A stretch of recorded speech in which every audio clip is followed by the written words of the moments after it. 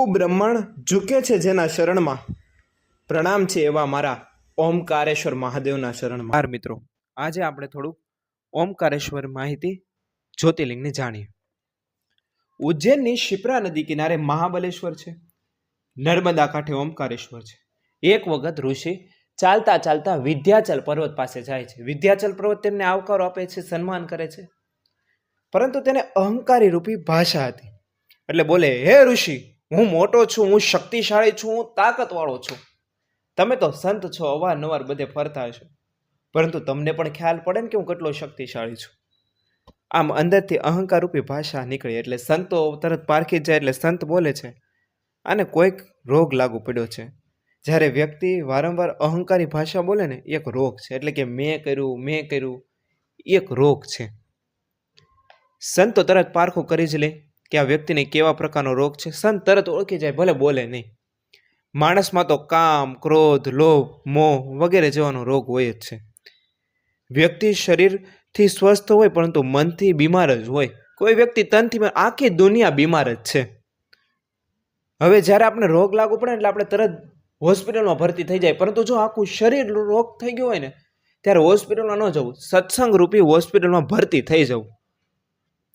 એટલે કંઈક ને કંઈક વ્યક્તિને અંદરથી અહંકાર પીડાતો જ હોય. એટલે સંત બરાબર પારખી જાય છે. અને નારદ ઋષિ કહે છે, ભાઈ તારી બધી વાત સાચી, તું જ મોટો, એમાં કોઈ જ ના નથી. પણ તારા કરતા તો ઓલો મેરુ પર્વત કવડો મોટો. એમ કહીને ઋષિ નારાયણ નારાયણ કરતા ચાલ્યા ગયા. હવે જેમ એક વ્યક્તિને રોગ લાગુ પડે એટલે બીજો વ્યક્તિને રોગ લાગુ પડે જ તે. અરે એ કે મારા કરતા મેરુ પર્વત મોટો. એટલે એ વારંવાર મનમાં રટણ કરવા લાગ્યો. એટલે ઋષિ એક પંક્તિ દ્વારા કહે છે, સાગડા પાપે સીતા બતાવી, જોર ભરાણું જોબનમાં, રામને ચોર બની રાવણ હાલ્યો વનમાં. સુરપંખાએ આવી વાત કરી અને રાવણને જેમ રોગ લાગુ પડ્યો ને, કામી માણસ કોઈ સૌંદર્ય વાત અથવા કામી સૌંદર્ય જુએ ને તે રોગી બની જાય. અને એ રોગ રાવણને લાગુ પડ્યો. રાવણ તો સત્તાધીશકારી હતો, દેવતા તેના ઘરે કામ કરતા.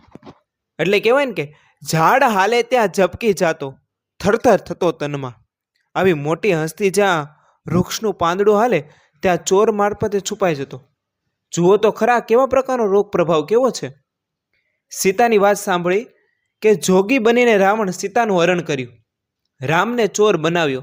જો કે દેવ ઋષિની ઉપાધિ ટાળવા માટે આ બધું કર્યું હતું. અહીંયા વિંધ્યાચલને પણ રોગ લાગુ પડ્યો. હું કોઈ પણ હિસાબે મોટો થઈ બતાવીશ, વિંધ્યાચલ પર્વત કહે છે.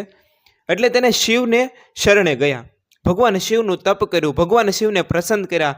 હું મોટાઈ માંગુ, મને મળી જાય, એવી ભક્તિ કરી. કોઈને મનોરથ માટે ભગવાનનું પૂજન થાય છે, ભગવાનની વંદના થાય છે. કંઈક ઈચ્છા ન હોય ને અને પૂજન કરીએ ને તો ઘણું સારું. પણ કદાચ ઈચ્છાયુક્ત પૂજન થાય, આરતી થાય અને ભગવાન પાસેથી માંગણી કરવામાં આવે ને, ત્યારે ભક્તિની ઈચ્છા પૂર્ણ થાય. એમાં કોઈ જ ખોટું નથી. તો દરરોજ સવારે ભગવાનની પ્રાર્થના કરવી જોઈએ. સંસારમાં આપણી કાંઈ પણ મનોકામના હોય ને, એ પરમાત્મા પાસે બેસી અને માંગે ને તો પરમાત્મા અવશ્ય પૂરી કરે છે, જેમાં કોઈ શંકા નથી. આમ વિંધ્યાચલ ઓમકાર નામના ક્ષેત્રમાં પાર્થિવ માટીમાંથી શિવલિંગ બનાવ્યું અને ભગવાન શિવની પૂજા શરૂ કરી. એક દિવસ શિવલિંગ બનાવે, ફરીથી વિસર્જન કરી દે. બીજા દિવસે બીજું શિવલિંગ બનાવે, ફરીથી પૂજા કરે. આમ લાંબા સમય સુધી શિવલિંગની પૂજા વિધિ કરી. વિંધ્યાચલ પર્વત પર ચૈતન્ય હતું. એમ કહેવાય છે ને, ધારે એ સ્વરૂપમાં ધારણ કરી શકાય, ધારે ત્યાં ઉડી શકાય, ધારે ત્યાં જઈ શકાય. પર્વતો પણ પાંખો હતી, પર્વતો પણ આત્મા છે, એમ આપણી કથામાં લખાયેલું છે. અને એ અનુષ્ઠા પરિણામ સ્વરૂપે પરમાત્મા ભગવાન સદાશિવ ત્યાં સ્વરૂપમાં પ્રગટ થયા. હે વિંધ્યાચલ, માંગ તારે શું જોઈએ છે? વિંધ્યાચલે માંગણી કરી, મારા કરતા જગતમાં કોઈ મોટું ન હોવું જોઈએ. સદાશિવ કહે છે, તથાસ્તુ. અને ભગવાનના હાથ જેના ઉપર પડી જાય ને, એનો તો જગમાં બેડો પાર થઈ જાય. એટલે તો કહેવાય છે ને, છાયા તું બડો ધણી તુજસે બડો ન કોઈ, જિનકે શિર પર હાથ ધર્યો ઓ જગ સે બડો હોય. વિંધ્યાચલ મોટાઈ મળી ગઈ અને સદાશિવે તેજમય સ્વરૂપ ધારણ કર્યું હતું. ત્યાં સદાકાળના સ્થિર થયું જ્યોતિર્લિંગનું નામ ઓમકાર પડી ગયું. આમ ઓમકારેશ્વર જ્યોતિર્લિંગની સ્થાપના થઈ. પૂંજન વંદન અર્ચના કરશે, સુખ શાંતિ સમૃદ્ધિ સિદ્ધિ અને રિદ્ધિ ભગવાન ભોળિયોનાથ તેમને પ્રગટ કરશે. આમ ઓમકારેશ્વર મહાદેવની ત્યાં સ્થાપના થાય છે અને આમ આ કથા અહીં સમાપ્ત થાય છે. તો બોલીએ શ્રી ઓમકારેશ્વર મહાદેવ કી જય. અને જો મિત્રો આ વિડીયો ગમ્યો હોય, નાનેકમથી કથા હતી ઓમકારેશ્વર મહાદેવની, જે શિવપુરાણમાંથી આપણને પ્રાપ્ત થઈ હતી, તો જે વ્યક્તિના વિડીયો ગમ્યો હોય તો લાઇક, સબસ્ક્રાઈબ અને શેર કરજો. જય શ્રી કૃષ્ણ, હર હર મહાદેવ. મળીએ છીએ નવા વિડીયો સાથે. હવે આગળનું જ્યોતિર્લિંગ છે કેદારનાથ. જય મહાદેવ.